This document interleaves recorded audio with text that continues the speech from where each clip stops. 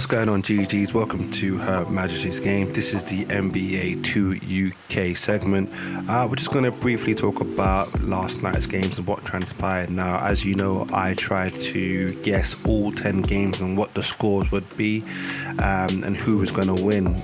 So we're going to go through it now, as even though a lot of games people thought that was going to be a clear choice for a win, the NBA definitely pulled out a lot of surprises last night, so let's go through it.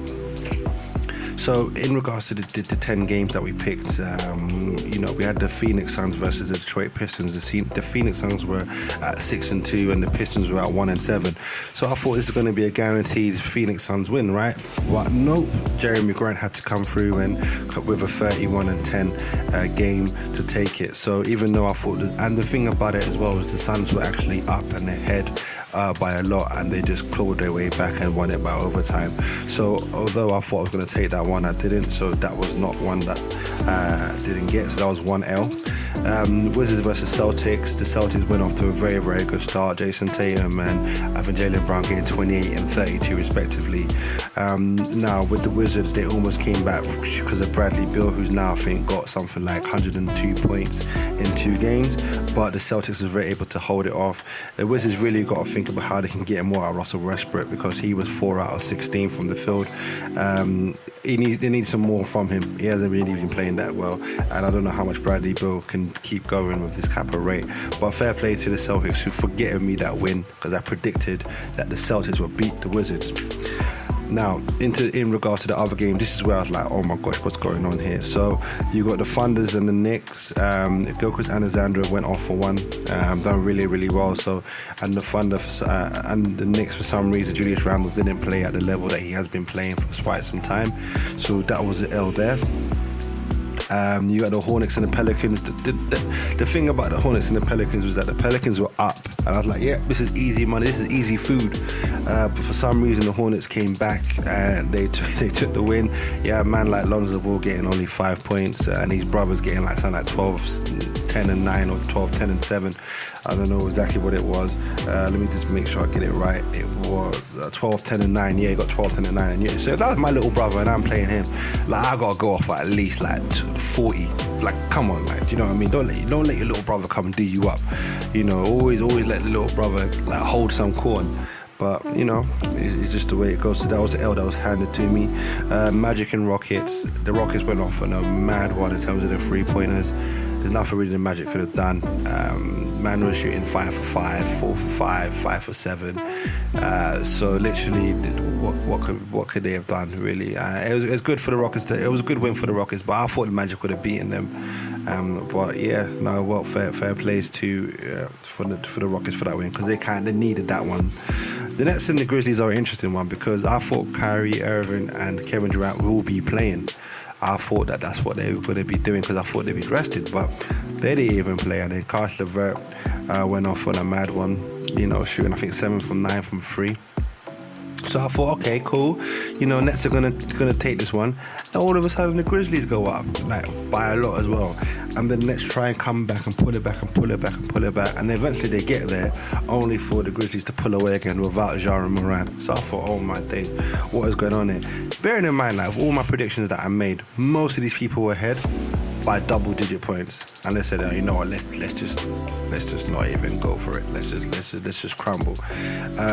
As it was the case with the Clippers and the Warriors. The Clippers were ahead by a lot. And then Steph Curry, this is why I kind of give Steph Curry a rating. I always thought, listen, he's dope. He's probably the greatest shooter of all time, you know. But I always feel like maybe Dame would have had the same 3 championships as him if he was in the same boat. But that guy's just a stupid shooter, man. Absolutely stupid shooter. And the fact that, you know, you're getting a free shot in your face, not just by Steph Curry, but also by Wiggins, then you should know that maybe he ain't the best defender that people are making him out to be. But yeah, so that was another L that was handed to me when I thought really that the Warriors weren't going to. I thought the Clippers were going to take this one, because I feel like with Paul George and Kawhi getting 24 and 20, I think 24 and 26, and Serge Ibaka getting 19, you would think that, yeah, the Clippers are going to take it, right? But nope, Steph Curry and these threes is raining it down on them and scoring, I think, close. How much did he? I think it was 38 points he got through. It's just like, come on, bro. 38 points and 11 assists. So, yeah, well played to the Rockets. I'm sorry, to the Warriors. They've done really, really well. They smashed it. They needed that win. Now they're 5-4. They're one game behind the Clippers and what. So the Jazz and the Bucks is an interesting one because it looks like the Jazz actually clicked on all cylinders in terms of the offense. You've got Mike Conley getting 17 and 10. That's like the old school Memphis days. And you had Jordan Clarkson getting 26 as well, as well as Donovan Mitchell getting 32. Now, if you would have told me at the beginning that you would have said that Chris Middleton got 31 and 10, and then Giannis got 35 and 8, and then Drew Holiday got 17, you would think, wait a second, they definitely should have won that game. But it didn't, and then you realise that the bench didn't really provide that much as well.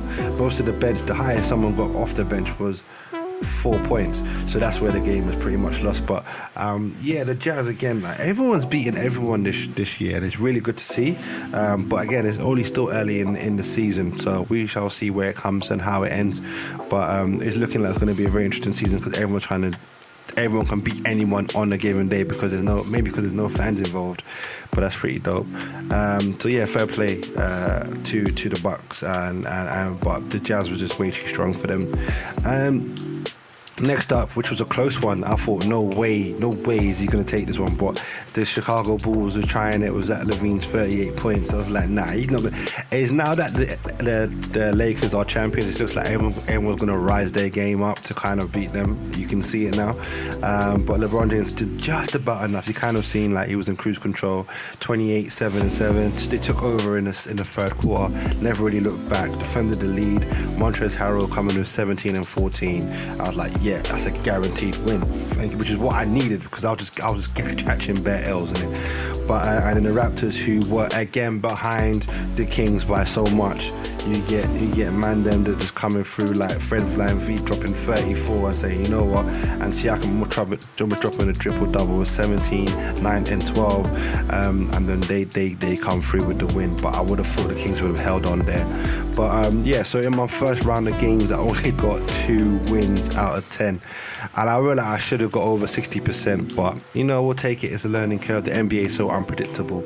But I hope you let me know what you got, who you kind of had to win throughout the whole night. I'm going to do another video on tonight's games as well, but I hope you like this segment. So we're at 2 out of 10, trying to get over 50% for the season. I hope you enjoyed this segment of Her Majesty's Game, the NBA2UK edition, and I'll speak to you later. Peace.